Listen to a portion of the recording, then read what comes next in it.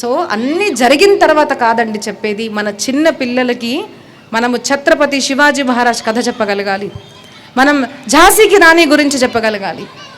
When they came, she was very young girl, 19 years old girl.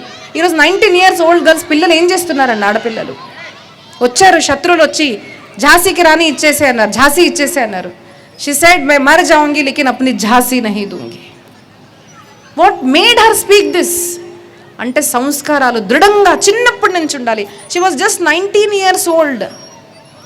సంపూర్ణ భారతదేశంలో ఉన్న పరిస్థితి ఛత్రపతి శివాజీ మహారాజ్ ముందు ఎలా ఉందో తెలుసా అండి? ఒక నవాబ్ వస్తున్నాడు ఢిల్లీ నుంచి అని, ఒకసారి చరిత్ర చదవండి మీరు, కళ్ళలో నీళ్ళు ఆగవు.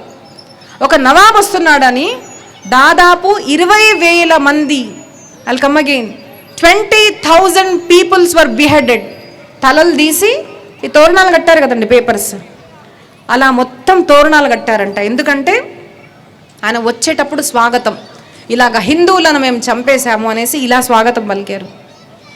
ఒక్కొక్క మినార్ ఉంటుంది కదండి, ఆ మినార్ మీద ఇటుకలు ఉంటాయి కదా, ఇటుకలు కాకుండా తలలతో మినార్లు కట్టారంట. బికాజ్ హీఈస్ కమింగ్, అట్లాంటి డెకరేషన్ చేశారు అట్లాంటి వాళ్ళు వచ్చినప్పుడు.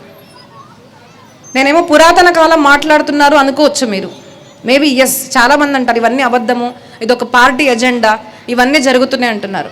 మీరు గుర్తుపెట్టుకోండి, రీసెంట్గా జరిగింది మీరు మర్చిపోయారేమో కానీ నేను మర్చిపోలేను.